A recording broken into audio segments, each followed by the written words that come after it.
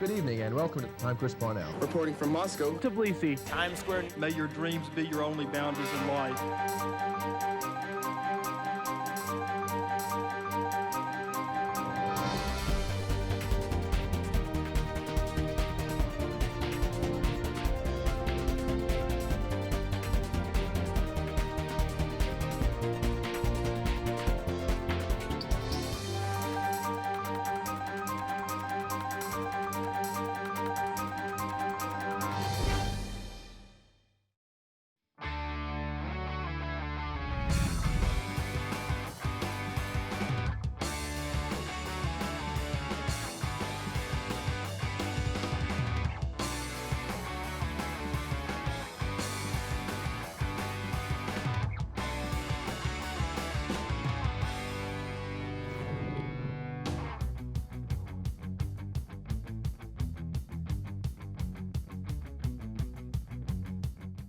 Hello and welcome to this week's edition of GHS-TV's award-winning talk show, Crosstalk. I'm your host, Renee Mann.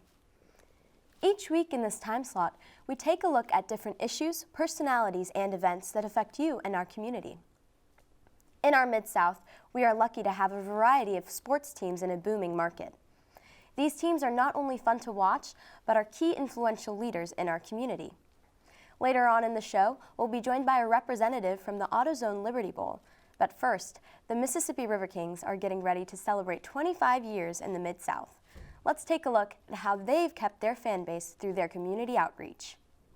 Well, it's a USA Hockey event, so it's done over every state as far as I know in the country on the same day. So they're just trying to spread the word of hockey, get kids involved, and show them what it's like.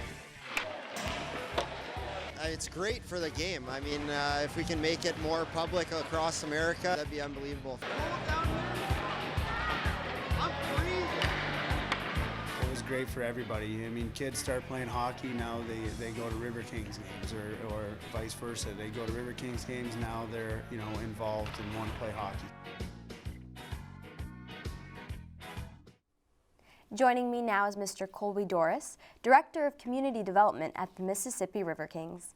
Thank you so much for joining us today. Thank you for having me. In the video we just saw, it featured your free day for kids. And this is one of the many outreach programs you offer. How many times a year do you offer free days? Well, I believe it's about twice a year at the Mid-South Ice House in collaboration with them and former River King Daryl Stoddard, where we go out and we teach young children how to skate and more about the game of hockey. There's a lot of kids in the Memphis area and northern Mississippi that don't get exposed to that sort of thing. So that's one way that we can really bring the sport to them for free and hopefully grow the sport in this area. And what's the feedback you get from the kids and their parents? Oh, they love it. I mean, most of these parents didn't grow up with the sport of hockey, so they kind of push it aside when they have basketball and football around here. But once those kids get out on the ice, they really just take to it, and there's a lot of them that go on to play for years down there. And the River Kings are also big supporters of St. Jude. The team recently had a Pack the House night benefiting the hospital. How did that go? It went wonderfully. We've done it for the last 3 years now, and this year was the biggest that we've had thus far. We raised over $7,000 at the game, and I think that it'll be a way that we can push it to make it even greater next year, hopefully go over 10,000. Does that money go to a specific research at St. Jude, or is it a general donation? It's a general donation, and it's based upon the amount of fans that we have in the building. And so people in Memphis and the surrounding area can really feel like they're giving back while coming out and enjoying a hockey game. How many people come to these games? Last season we averaged right around 2,800 per game. This year we're looking to go over 3,000. When's your next Pack the House night? It'll be next season. We haven't released that schedule just yet, but we do tons of fundraisers, not just with St. Jude, but we've already done one with the American Red Cross this season, the Boy Scouts of America, and organizations such as those. Well, the River Kings organization strives to teach kids about hockey. A few years ago, this Junior Street Kings was established. Can you tell us about that little league? Sure. That's actually a roller hockey league that we run in Hernando, Mississippi. I'm actually the director of that as well. And we've seen it grow since I've been there. We had an average of 40 kids when I took it over, and now we've recently been able to average more like 50. And it's not exactly where we want to be, but with the ice house being in northern Mississippi, the kids have the option to choose ice or roller. And there's a lot of them that choose roller when they're 5 and 6 years old, and then they move on to ice. But whichever one they choose, we just want kids to be able to learn more about hockey and play the sport, because it's not just a northern thing. We can love it in the South as well. And there's also a Sticks for Kids program? Yes, that's where we actually take sticks and goals, and we use balls instead of pucks. But we go out to summer camps, we go out to churches, schools, all kinds of places, and we teach the kids the sport, and they have the opportunity to play little short games of it while we're there at their camp or school. You also offer a very unique program called the Face Off Field Trip. What is that, and why give it that name? Well, that was started many years ago, where we were able to bring kids out from local schools, whether that's Memphis or DeSoto County, for almost nothing. We charge kids $2 a ticket. Parents and chaperones come for free, and they actually come out to a daytime game. It starts at 10:30 in the morning. Usually it's Tuesdays, and we collaborate hockey with education. So we print up workbooks that we design ourselves. We come up with the questions and match them with the curriculum of the surrounding schools. So during intermissions and during timeouts and things like that of the hockey game, we ask the kids questions to be able to relate hockey to education. Physics is a big way of doing that. There's a lot of science behind it, and we like to show the kids that it really means something when it comes to sports. And this is an interactive booklet, so they get to answer the questions while filling out in the game. Mm-hmm. And they can actually turn in correct answers for prizes, and they seem to love it. Well, the River Kings are also in the middle of their River Kings Readers Initiative. Tell us about that. Okay. Well, that's where we are trying to promote reading in the schools. So during the off season, we'll go and meet with principals and teachers to tell them about the program, and it's just a way to encourage kids to read. Each month we have a winner, whoever read the most hours of in the area, and we will choose a winner from that and go and visit them with players and the mascot and throw a little party for them. It's a fun way to encourage the kids to read more. What age groups are you targeting with all these programs? Mainly it's for the education portion, it's elementary school, maybe a little bit of middle school, because that's where you really build that foundation. But when it comes to the health aspect and the humanitarian aspect, we want to reach all children, all the way up to 18 years old if we can. How many schools are attracted to these programs? Countless. I mean, we've got participation from all over North Mississippi, all over Memphis. We've even gone into Arkansas with some of these programs. And we hope to keep building that fan base to where we can keep expanding and not only better the community, but create River Kings fans out of it. Cyberbullying has increased with the advent of social media, and the River Kings have a program that specifically addresses that issue. Yes, we actually had someone design a small curriculum where we can actually go out to schools or daycares, anywhere where we can get children together, and we have players go out and talk to them about bullying, including cyberbullying, because like you mentioned, it is becoming a bigger and bigger issue, and it's something that we want to be able to help stop. The River Kings do so much, Mr. Doris, and the list just goes on for miles as we sit and talk. It's truly an amazing sight to see an organization such as yours care so much about their community. Why do you feel the need to give back? Well, minor league sports are a special breed. Our players may come and go, but the mission behind the organization has to be more than the sport.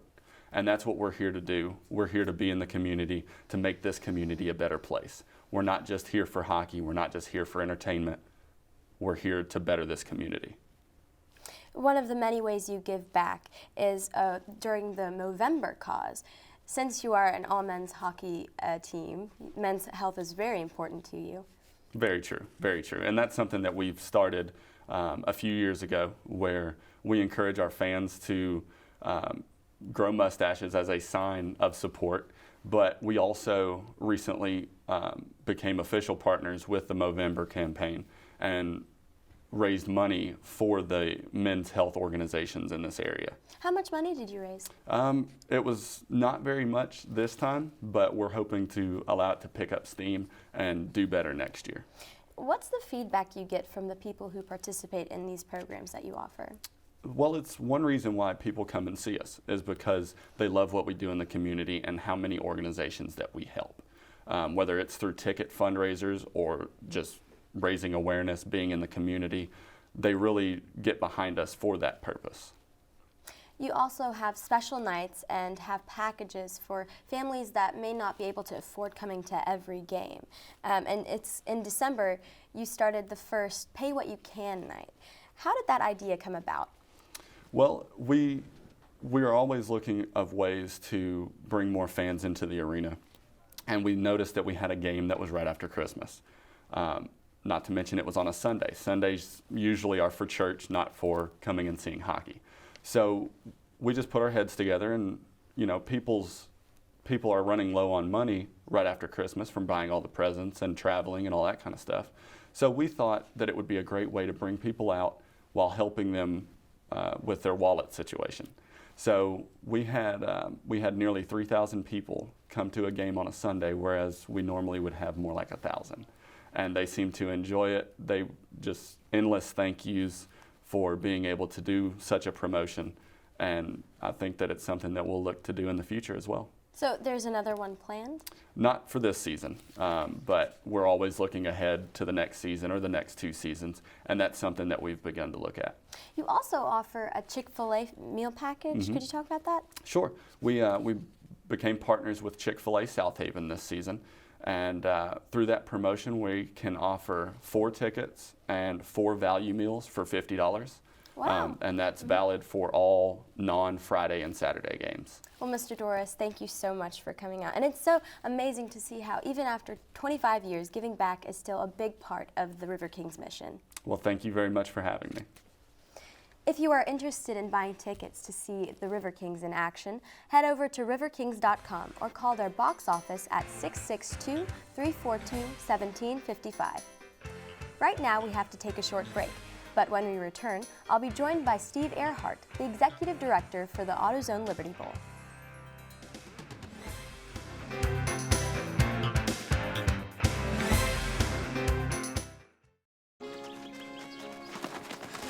I can't believe we broke Old Man Hennessy's window. Correction, dude. You broke. I just threw the ball. This is really bad. What are we gonna do? Dude, kiss your life goodbye. Yeah. Sorry, dude. Hi. Tell him it was an accident, and we can fix the window. I'll come with you.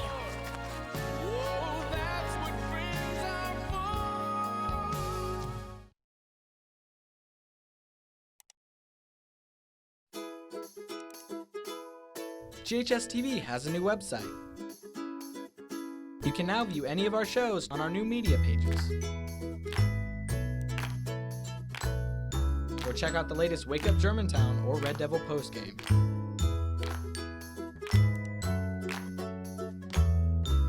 As always, we're streaming live 24/7. Just visit ghstv.org today.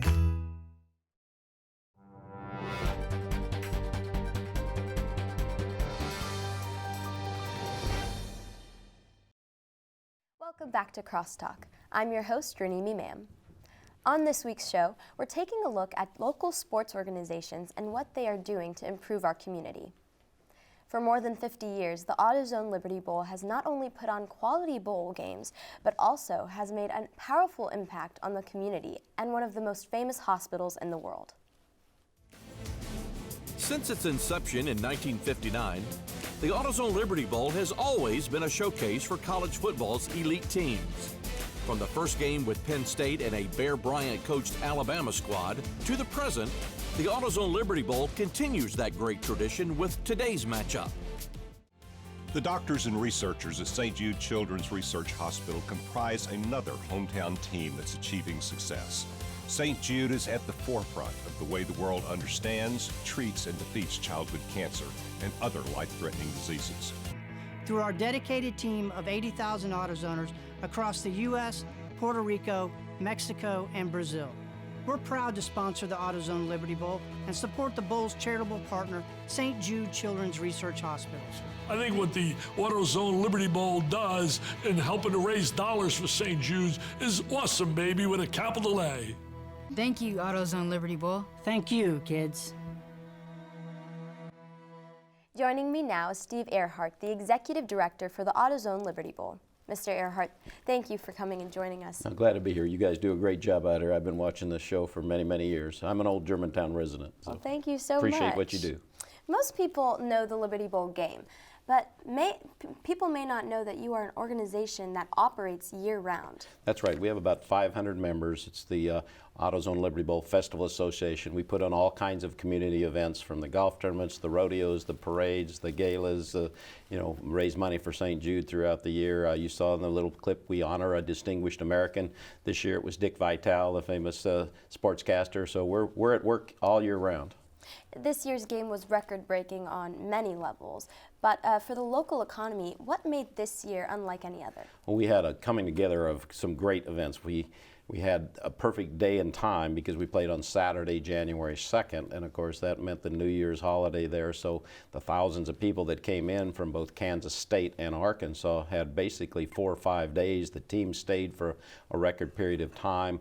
Beale Street broke all their economic records. I was down at the Rendezvous the other night. They broke all their records from 60 years, so it was the greatest economic impact in the history of Memphis for any sporting event, and that comes from the Convention and Visitors Bureau. So yeah, it really brought together a great synergy of events, and the time and the date, the teams. It was wonderful.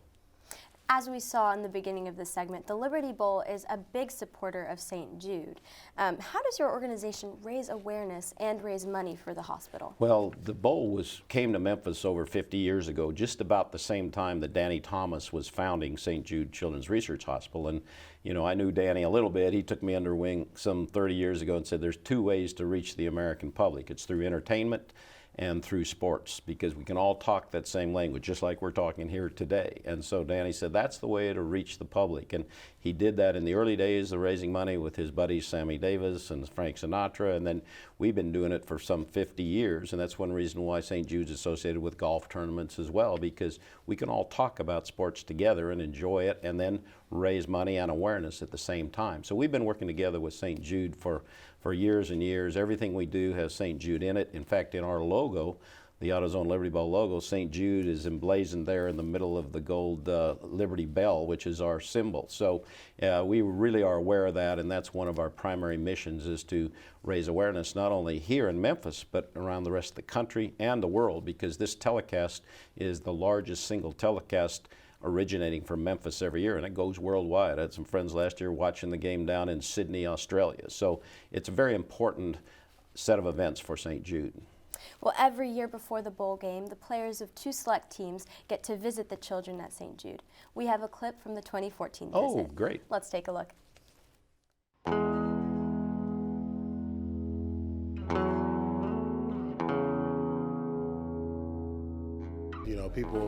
People say they respect what we do, but that's nothing compared to what these people have to fight it. These kids have to fight every single day. Man, it's a blessing. I'm happy to be here, healthy. I'm going to be out there playing for people who go here, like people who stay here at the St. Jude, or a child that's sick. Welcome to St. Jude. You've now entered the premier pediatric cancer research hospital literally in the world, okay? We help the world understand pediatric cancer. We're trying to defeat pediatric cancer here. Xbox 360. I think it's fantastic for our kids to be able to, get to meet these players and get an opportunity to see what some of their heroes can do. This and help support these kids. Well, I think it means more to us than it does to them, just to come in here and see the smiles on their face. To see children, facing such hard circumstances, to see them actually smiling, it definitely reminds you of how fortunate you are, just to have your health, life, and strength. I feel like we become a better person being a Rice football player because we do get to do things like this, come out and just give these kids a smile. These kids are going through so much, and for us just to come out here and be able to give them a smile on this day, and it's wonderful for us because not being able to practice, I don't feel like I would rather be anywhere else than here than with these children.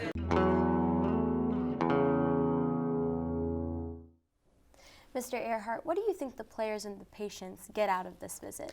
Well, that was a great clip. I appreciate you showing that. And every year there's such synergy between these big, strong football players. And this year, you saw in the piece, Rick Shadek, who's the CEO of Alsac St. Jude's, they talked about Sean Coleman, a local Memphis high school player who was diagnosed with leukemia when he was 19, and he was in remission after treatment at St. Jude, and he just recently played for Auburn this last year, and now he's going to be drafted into the NFL. So there's really a great message coming out of that. That's just one signature event because they share their protocols with the rest of the world, and getting that message out is so important. So it means an awful lot to all of the healthy ones as well as the kids there at St. Jude. Well, you also have several other community outreach programs, and one of those is the Golf Classic. What is this fundraiser? Well, that's we have that in the middle of the summer because, as I say, we're year-round. A lot of people don't realize that although we're the AutoZone Liberty Bowl Football Classic, we have events all year round. We have kickoff events. We got two events coming in February alone, so people don't realize that. But in the summertime, that's when we honor a distinguished American, and we've had many, many distinguished citizens over the years. We have a golf tournament. We bring in coaches and athletic directors, and they play along with local Memphis groups and raise money for St. Jude. We've raised over several $1 million over the last several years. But more important than just the cash, it's that awareness. One quick example, the old heads watching the show remember Donovan McNabb, the great quarterback for Syracuse, and when he came here, all the New York media came, and their contributions from the state of New York kicked up when they saw the quarterback visiting the hospital. So awareness is just as important as the cash. So this all starts way back in the summer. This must mean that the preparation work is a lot for the Liberty Bowl. No question. We have, as I mentioned, 500 members of our association, in addition to 100 great corporate sponsors. We appreciate the awareness that your show is giving out here today, but we have volunteers on the committees. We have a golf committee which starts meeting here, in fact, this month to get ready, and we have an auction associated with that. So, yeah, there's year-round work going into it, and I want to thank all the community volunteers who work so hard to put on all these events. Another program you support is the Bowl Buddies program. That's right. We basically match up companies or individuals with their favorite charitable organization, and sometimes it ends up being St. Jude kids. Last year we took some 2,000 kids and their families to the game because sometimes these kids don't get a chance to get out very much, and their parents are down here living with them here in Memphis. So we match up, for example, AutoZone, they're our title sponsor. They'll bring a number of kids. Some of the companies will pick out their own favorite charity. The Church Health Life Center, the Church Life Center, I think I got that right. The Church Health Center is also one of the groups that participates in the Bowl Buddies. Well, you also support high school athletes in the All-Star game that you hold. This gives these high school football players one last time to shine. That's great. In fact, we've had some Germantown high school players play in our AutoZone Liberty Bowl High School All-Star game. It's the week after the playoffs, so that makes it usually the second week in December. And of all the high schools in both city and county, private, as well, from the Memphis metro area, their coaches recommend them for scholarship in the classroom as well as their outstanding play on the field. And it's been very, very successful. Last year, I think the 82 players, 38 players received scholarships to go on to college. And we know that the 8 or 10 top guys are always going to get scholarships, but it's those players maybe that they haven't had the chance to be exposed that get a chance to play against all the top people and then get scholarships to go on to college. So it's been a very successful program, and we look forward to having the Germantown recommendations come in every year. Well, what does this mean for the players and their families? Oh, it's not only great for the opportunity to showcase their talents for potential going to college, but it's the camaraderie. We've often had kids say, not having any action. Let's say, for example, we had some kids from Christian Brothers like 15 years ago. They basically struck a relationship with some kids from Melrose, and they still have Thanksgiving dinner every year together. So it's an opportunity to, get to know other players other than just the players in your own high school. Well, let's talk about the Patriots Club for Young Professionals. What do they bring to the organization? Well, we have an older group of guys called the Water Boys, and they've been together for some 30, 40 years, and that's a support group. They have some camaraderie, and they help us well with the events. So we have a younger group called the Patriots Club, and I think generally we age about 20 to 35, maybe late 30s. But young professionals that get together, they meet once a month, and they work on their service to the community and have a good time, too, and enjoy football. In fact, there's 2 different marriages have come out of the Patriot Club 3 years ago. One of the guys, I won't mention their names now, but they met at a Patriots Club meeting, and a year later they were married. So it's a fun social group as well as giving service to the community. Well, every year you hand out 3 awards. One of those is the Spirit of 1776. What is this award?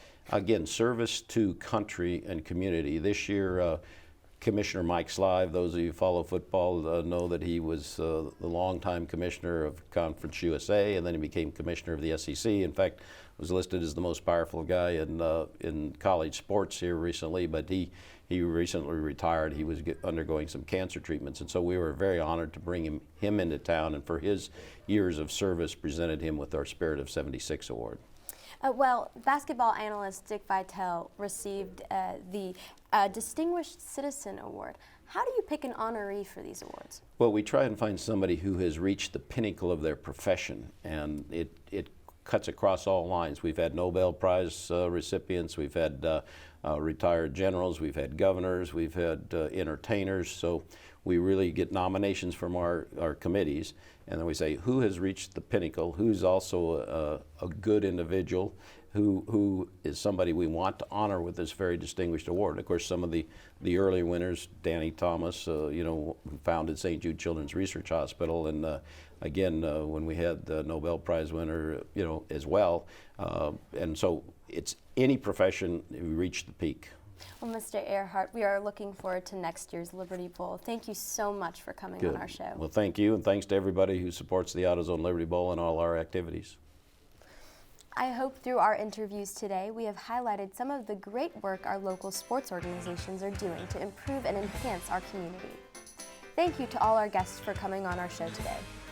Remember, Crosstalk can be seen each week at 9:30 a.m. and 7 p.m. on Mondays, 9 a.m. and 7 p.m. Thursdays, and 7:30 p.m. on Sundays. For more information on our programming, please check us out on the web at GHS-TV.org, where we're streaming live 24 hours a day. You can also check us out on Facebook and Twitter. I'm Renee Ma'am. From all of us at GHS-TV, thank you for watching Crosstalk, and I hope to see you again.